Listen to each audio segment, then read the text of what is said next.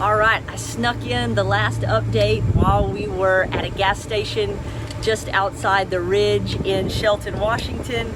It has been a while since I've had enough downtime to recap the journey so far. So I'm back in Texas at MSR Crescent, and boy, has it been some miles to get here. Definitely some lessons learned to plan for future trips. All right, so we were in Shelton, Washington on July 9th and 10th. My sister Jess flew in for extra support. Very glad she was there. I think I knew it would be intense, but still couldn't have really imagined what it would be like. It really felt like I had to unlearn and relearn much of what I thought I knew about riding a motorcycle. Probably the biggest aha, well not probably, definitely the biggest aha was this notion of visual breadcrumbs and having a very specific set of visual reference points all around the entire track and only on the track. So every turn point, every turn apex, every exit point, any visual reference of where you wanted to be on the track, and to be able to follow those like breadcrumbs all the way around. It really took a while to get the concept and to begin to practice it and master it, but by the second day, I think I'd really had the discipline of really monitoring where my eyes were, and it was starting to show up in my lap time. So I'm definitely excited to keep practicing that and to not look at anything else directly, right? Not even other riders, to use our peripheral vision for that. Definitely a change from the way that I've ridden in the past. So Saturday night, we drove over from Shelton down around the Sound into the Seattle KOA and found a Pete's Barbecue just down the road.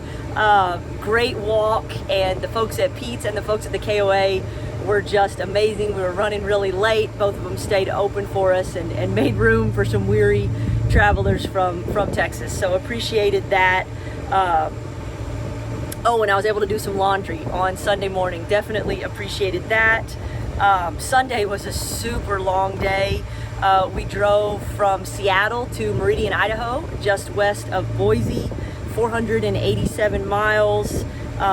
There were lots of fires, and I feel for everybody impacted by that, and it definitely made the trip slower, completely understandable. Monday, long work day, 16 hours of work days, and Tuesday really the same pace, but Tuesday afternoon we packed up and headed for Salt Lake City. With a few stops for work calls in between. It ended up being right at another 7 hours, 350 something miles.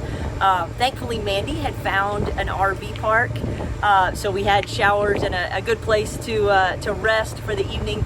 I was so tired I didn't even catch the name, or I would link to it. I really don't remember much, except we were able to hook up. Wednesday, again, full of work, but Wednesday afternoon we got to gather at James's house for the meetup of our Salt Lake City team. James and his wife Courtney cooked up some delicious hamburgers, and the kiddos got to have lots of fun. It was fun to meet Leanne, and she had some amazing treats for us as well. So we stayed till about 6 p.m. and then more driving. We needed to get to Green River, Utah to stay on plan.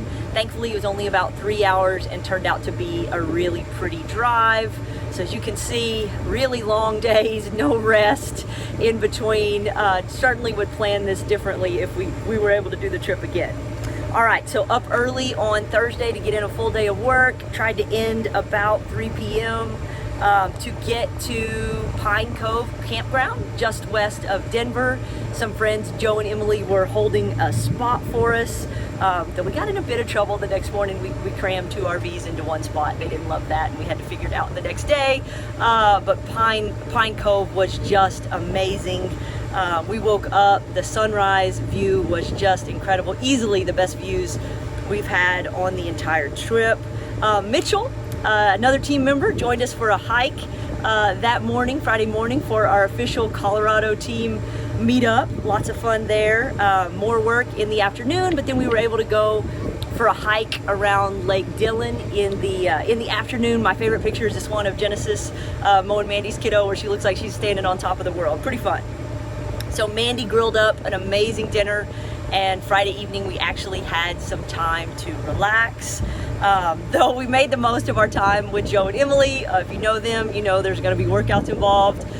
We had a really great HIIT workout on Saturday and then headed over for a beautiful hike. I think we started at about 9,000 feet and went to 9,750 or something like that, about 3.5 miles round trip, but significant elevation climb. We made it to Lily Pad Lake. Beautiful views. And we took advantage of the nearby Whole Foods on the way back. I know both of our fridges and pantries are stocked up. I have known Joe and Emily for almost a decade, but this is really only the third time that I've been able to be with them in person. We talk on the phone every single week.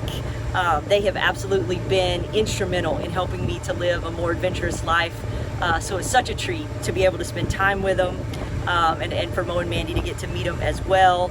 I know our paths will cross a lot more in the future. Now that I'm upholding my end of the travel adventure, but just being with them for a few days really provided me a lot of fuel to keep going. Joe unpacked the drone on Sunday morning, got some great footage of all our rigs, and was able to kind of check out my solar panels on the roof. They look good, fun too. And I think we'll do another video to share the backstory of how we met Joe and Emily and how we've kept in touch all these years, and kind of what our picture of an ideal life is, and how we came to think that way.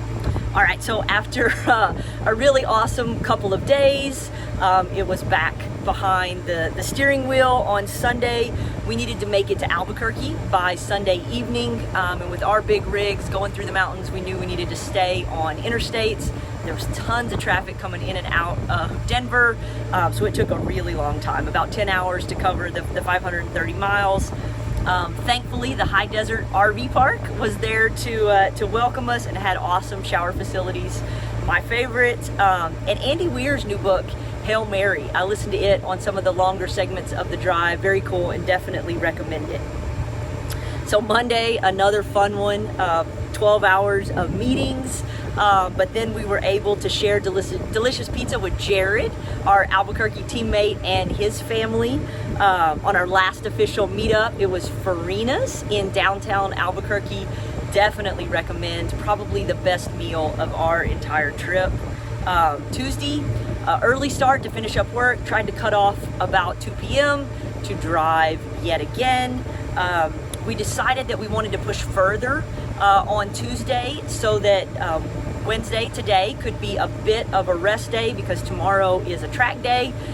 Generally not good to be exhausted on track day. So tried to plan that ahead. Thankfully, traffic was flowing really well, and we arrived in Abilene just before midnight, another 500 miles down.